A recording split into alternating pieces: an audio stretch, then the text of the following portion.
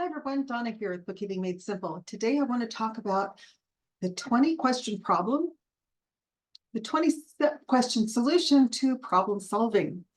Before I dive into that, as always, this is the Bookkeeping Made Simple show. This is a show where we talk about everything to do with business ownership, from how to get started to mindset nutrition to really fixing your mindset, because that's where a lot of our challenges begin, to payroll, bookkeeping, accounting, and tax, because that is the space in which I serve my clients and help them to grow their business. Usually the first thing we need to know is what your numbers are. But today I wanted to talk about, I just heard about this, it's from Earl Nightingale.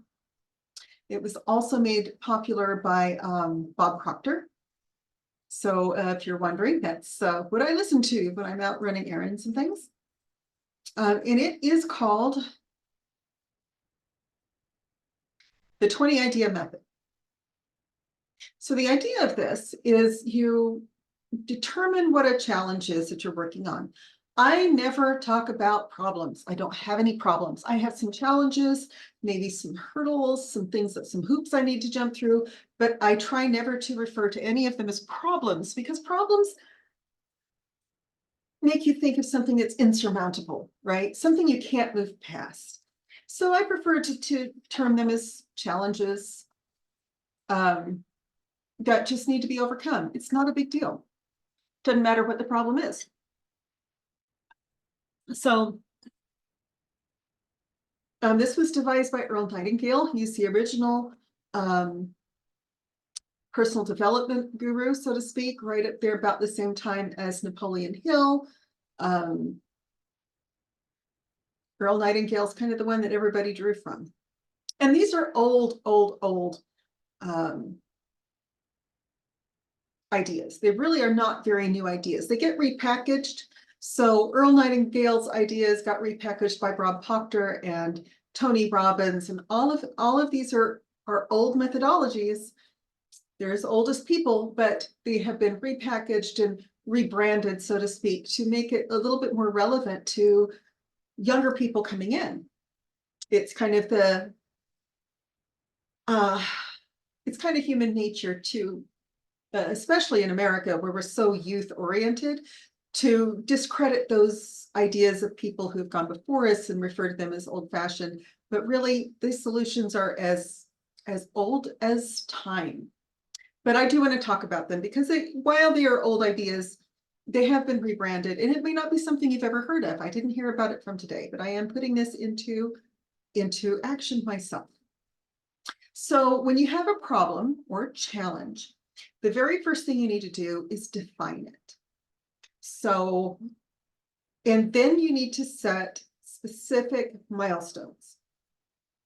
This kind of goes along with the SMART goals, but this is also something you want to make sure that you are. So, for example, if the problem in your business is that revenue is falling, get into that and dive into it a little bit further. Are you losing customers? Is your revenue the same, but your price is going up for your supplies, which is leaving you with less net income? So really get in and define what it is that you need. You may think you need revenue to go up. Maybe you do. Maybe you need to adjust your prices. But whatever it is, you really need to define it. Once you've defined it, then sit down at the piece of paper and generate at least 20 ideas to solve the problem. Do not worry about anything. Okay, don't worry about, is this doable? Don't worry about how crazy the idea is. Don't worry about anything to do with it. So if you want to bring more clients into your business and you decide to put on there that you're going to hire a belly dancer to stand on the street with a sign, with someone holding a sign, that's fine. You may think it's crazy, but write it down anyway. And come up with 20 different ideas. When you have gone through 20 different ideas, and you'll probably go through, the usual ones. Oh, I need to spend more on digital marketing. I need to buy a billboard. I need to you'll go through the first few pretty quickly, but as you're going to the end, you're going to come up with crazy ideas. Don't worry about how crazy they seem. Just write them down. Then you are going to have no judgment, don't censor it, don't do it. So out of that 20, pick the best one. Well, what does that mean, the best one? Well, you're going to be looking at, is it practical? I'm an accountant. Is it practical for me to suddenly go into an entirely different field? No, it's really not. I'm in the accounting field, so I want my business to be in numbers. Is it? So do I want to know if it's doable? Is it prohibitively expensive? Is it, you are going to kind of whittle these down. But what you want to do then is, out of your 20 ideas, pick one. Pick the best one of your ideas. Pick the one you think is going to have the most impact. And then start doing it. And do it for long enough to be able to see if you're going to get a result. Now, in today's world, it's almost instantaneous. You're going to pick one idea, you're going to implement it immediately. And you should be able to see within a week, especially if it's marketing, if it's going to work for you. You may need to give it a little bit more time. Maybe you decide you're going to have to give it 6 months. It will depend on your business and the problem. So you are going to give it enough time to see if it's going to work and how well it's going to work. Then you're going to measure and see, did it work? Where did it fall short? If it doesn't work, well, you can either tweak that idea, or you can go back to your 20 idea list and say, well, that one didn't work. The belly dancer seemed to put people off. Maybe I'm going to try, putting up a billboard, so whatever it is. So the idea is, one, you're getting your brain used to coming up with weird solutions. And I'm going to say weird, and I mean this kindly. Solutions that people are not typically used to coming up with, especially if you haven't been using your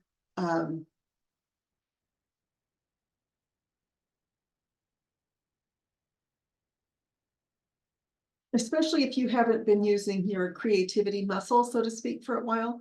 It's in the accounting space, it gets a little bit difficult to use my creativity, because typically when I hear about creative accounting, I think fraud.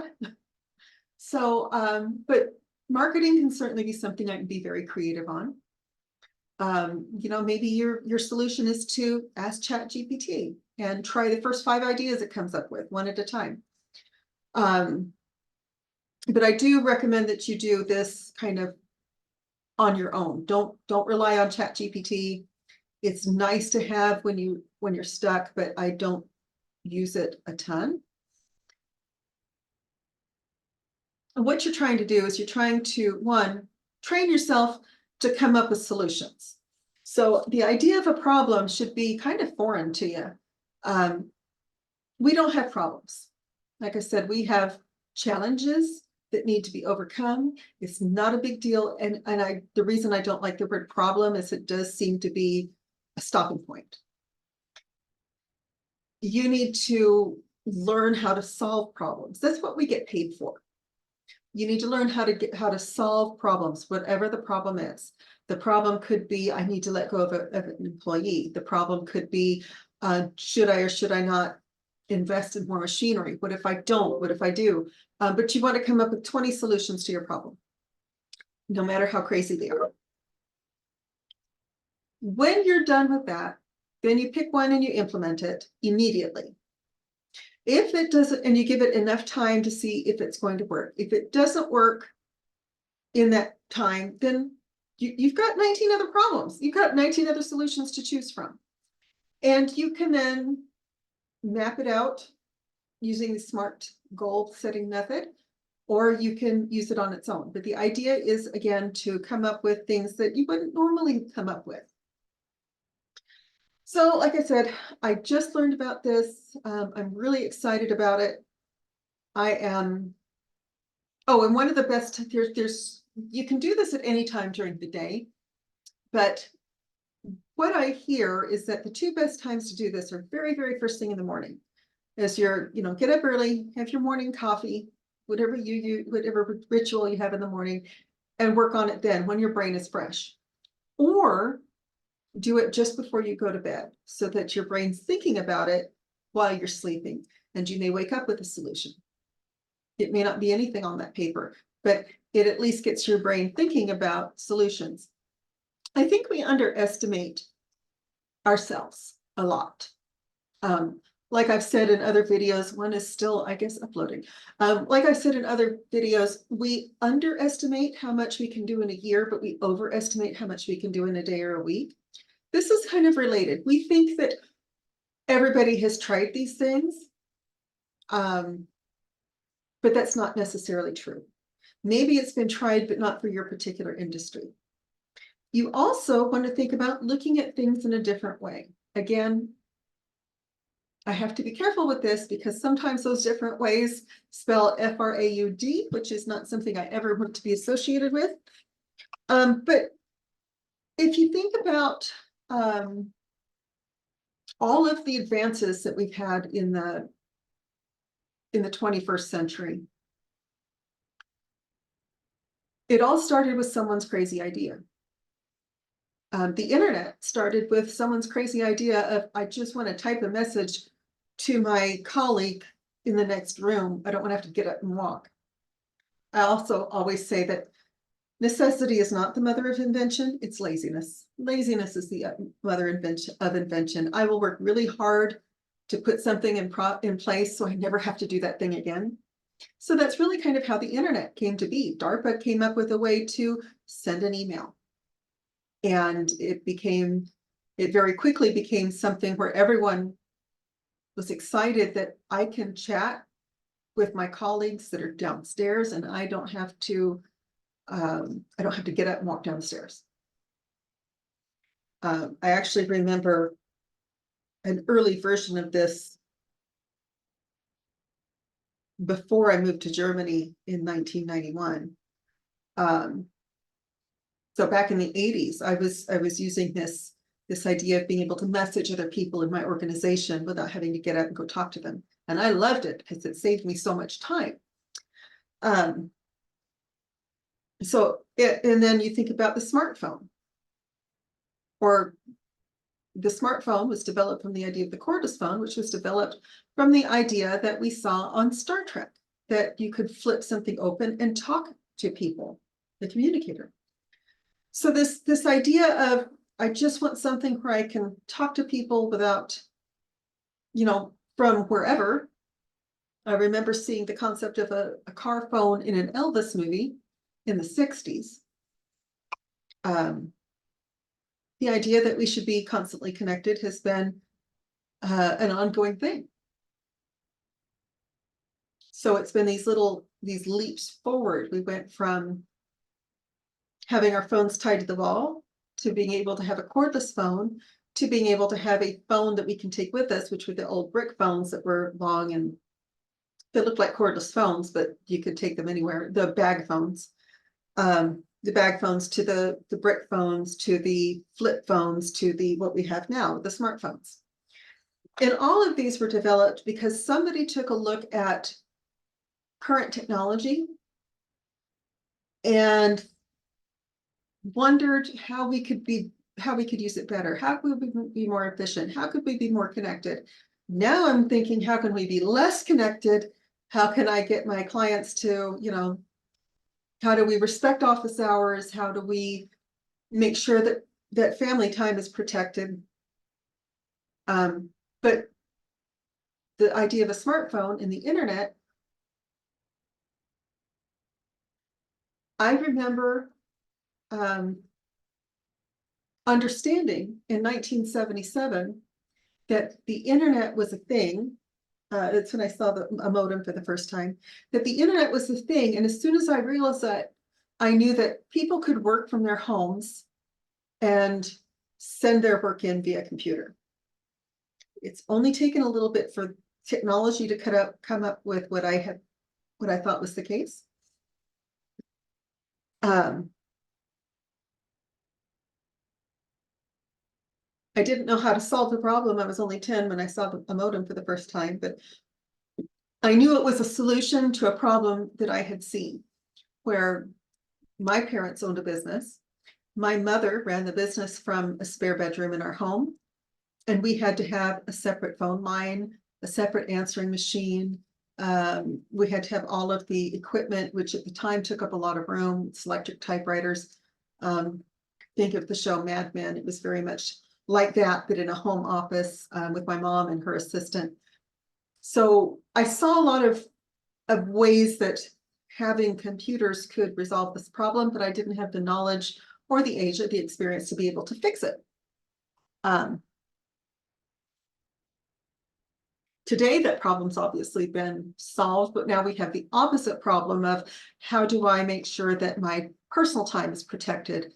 Whereas, 20 or 30 years ago, I would leave the office and shut the door and nobody could reach me. And now I have to be much more intentional about it. So there's a lot that's going on. So I'm going to challenge you to use this 20 idea method. Again, identify a specific problem. Be as specific as you possibly can. A problem, a sticking point, a challenge, just something that you need to solve. Be as specific as you can about it, because the more specific you can get about the problem, the better the ideas will flow. So you don't want to just say, I want to double my income in my business. You need to be able to say, I have 200 clients. I need 300.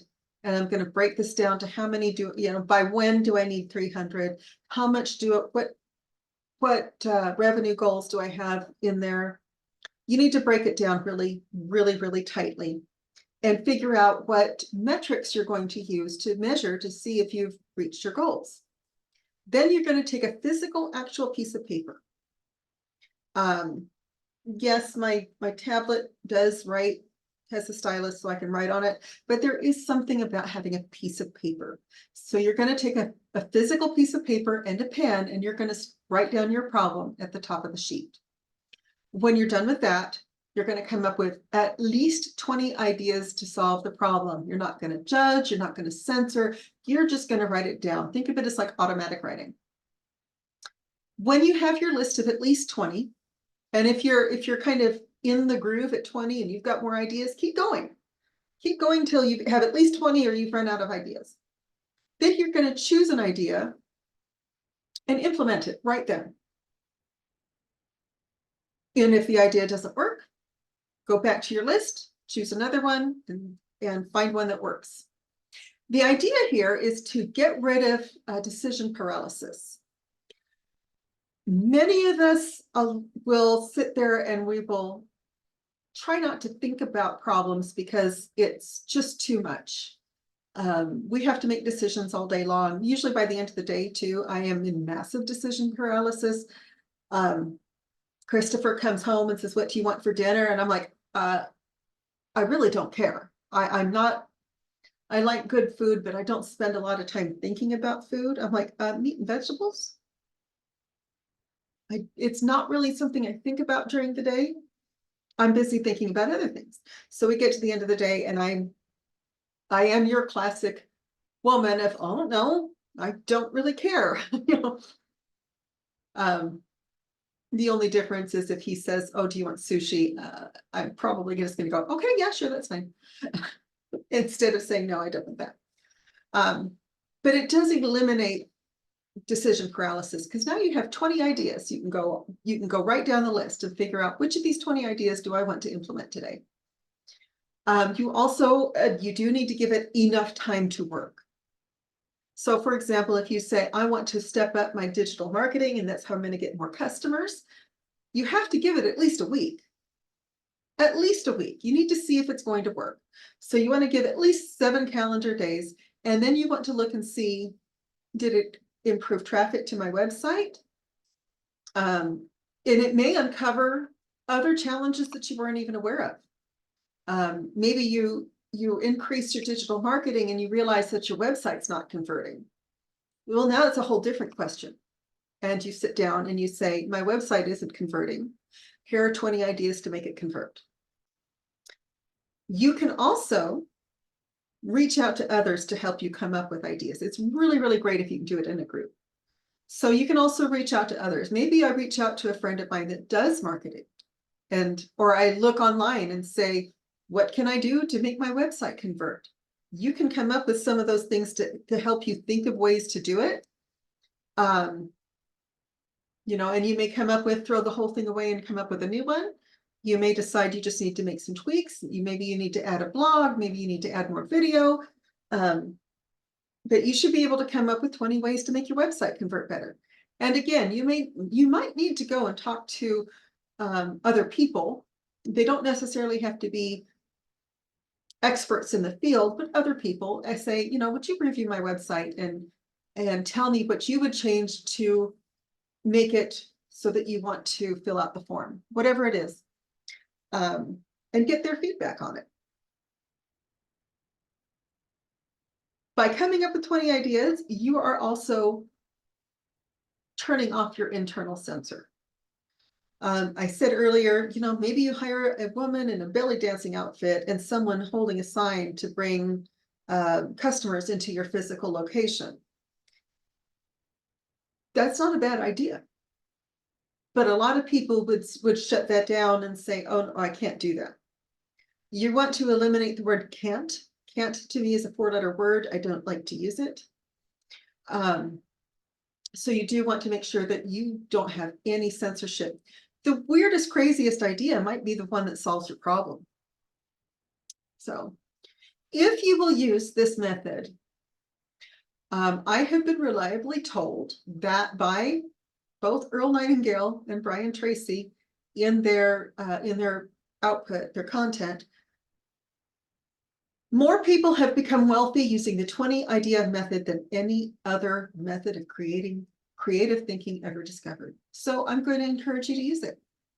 And with that, I'm also going to end the video and talk to you a little bit more about this another time. Have a great day.